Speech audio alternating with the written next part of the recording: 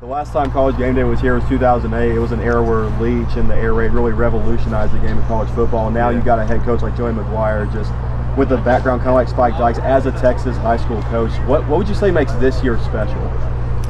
Well, what makes this year special to me is NIL. Yeah, they went out and bought a lot of talent, and so I think that talent is starting to pay off and pretty decent dividends. But this is the month when you really figure out if your return on your investment is what you anticipated. So obviously, big game tomorrow. I'm so excited about this matchup. BYU, you know their brand of football. It's just a physical brand of football. Starting a freshman quarterback in Bear Bachmeier, who has one of the coolest names in college football, Bear Bachmeier, and wears 47, so it kind of follows his name. But they're going to be a physical unit, and obviously the Red Raiders are very physical too. I'm just so excited that we're here for this matchup. I believe that the Red Raiders have earned this type of attention. I was in the facility yesterday, and first of all, incredible football facility. If you haven't been there, I strongly advise you guys go and tour the facilities. It's outstanding, better than probably all NFL teams. I mean, Patrick Mahomes is going to come here and be like, what the hell are we dealing with back in KC? You know what I'm saying? It's like it's a step down when he goes back to KC, trust me. But anyway, up there and talking to the players, and they understand the challenge ahead, and they're looking forward to it. So it's going to be a great matchup tomorrow. You mentioned being here in the past. I mean, I saw you at the old football facility years ago. I mean, how amazing is the transformation since 2007, 2008? Just of the facilities and everything here. I mean, it's like night and day. Yeah, it's no comparison. Yeah, from then to now. Like I said, NIL and the infusion of multi-millions can do that for a program. Desmond, I wanted to... As a Heisman Trophy winner, Desmond, how do you think the season Jacob Rodriguez has had, could he potentially see himself end up in New York at the end of this year? As of right now, I don't have anybody on my Heisman list. I haven't been impressed with anybody to that level. What you're experiencing now, a lot of programs are trying to put their guys' names out there, so if they have like a good game, then they planted the seed, and now everything else is fertilizing that seed. But as of right now, if I had to fill out my ballot, I may just leave it blank, because it hasn't been. I mean, you got guys as quarterbacks who they may be. They may qualify for like the Johnny Unitas or the Davey O'Brien. You have running backs who may qualify for the Doak Walker, some receivers who may qualify for the Bolitnikov, but no one that I've seen so far that is like, okay, that guy should be mentioned in the same breath as the Heisman. Not yet, but we still got a good month of football left. These are some of the most marquee matchups. And you want to play your best football in November against the best competition, because that's what helps you separate yourself as a potential Heisman candidate.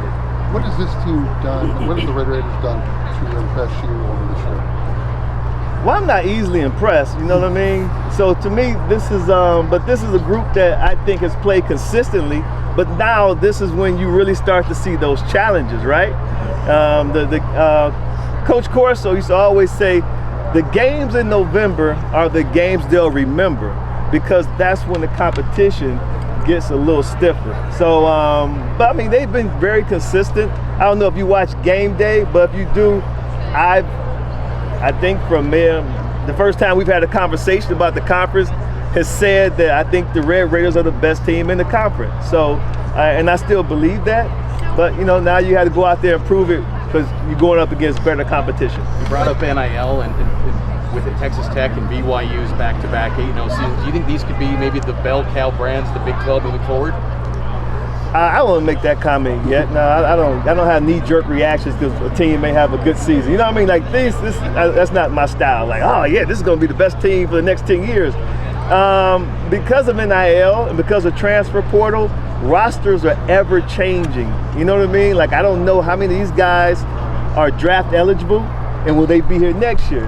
Now they're going to be able to go out there and then bring in some of the same talent. See what I'm saying? So it's really much more difficult, I think, nowadays to be able to fill one of those rosters where you're going to have guys there for 3 years, or maybe probably not 4 years, maybe 3 years, so you can have that sort of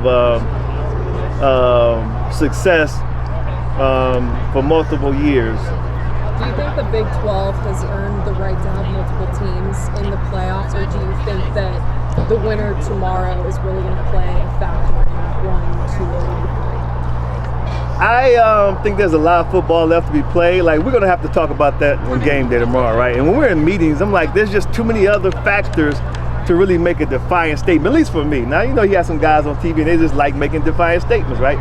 Yeah, this is this and this and that, then they're just dead ass wrong, I'd rather let it play itself out, because that's what's going to happen, because you just have so many different things that can happen that can change the outcome as far as these teams making it first to the Big 12 championship game and then ultimately to the CFP. But it's a great question. My colleagues will be debating the hell out of it tomorrow on the show, and I'll be sitting back yep, what he said, What do you think of the energy of Joey McGuire? What have you liked about him? He has great energy. Yeah, he has great energy. I haven't been around him a lot, but the few times I've been around Coach Joey McGuire, that would be the word I would describe as his energy, and I'm an energy guy. I'm all about energy. So he's the type of guy who, when I've been around him, has exuded just great positive energy, and it's always good to be around people like that. Desmond, there's a lot of talk about, there's certain storylines that are going through, but what's one thing that you think is flying under the radar when it comes to this game?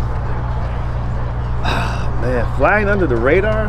I don't have a flying under the. I don't know if you guys know, say BYU. It depends on how much of the weeds you get. They're getting JoJo Phillips back. He's a wide receiver, 6'5", 205 pounds. And so he's a threat in the passing game. So they're getting him back. I'm not sure if that's a story that's not being talked about a lot, but I think it should be something that's that the national media gives attention to. The city of roster management. I'm sorry, which sorry? Considering the landscape of roster management, how common do you think multi-year contracts are becoming? Multi-year contracts for players or for contracts are not worth the paper you write them on. So who cares? They always break them, right? So that's my answer. They're not worth the paper. You can sign a contract, then you can transfer to a school the next season, right? Contracts ain't worth the paper they're written on. What are your impressions of Kalani Sitake, what he's built at BYU? Same thing with coaches too. Contracts ain't worth the paper they're written on. They break them all the time, buddy. Man, listen, Kalani Sitake is, one of my favorite coaches. I just like what they stand for. I like his approach, and I like the toughness and the grit of his team. So I'm old school that way. So I have a lot of respect for Sitake and his coaching staff. I think they do a really, really good job, and they've been just so consistent too. So that's what I love about it.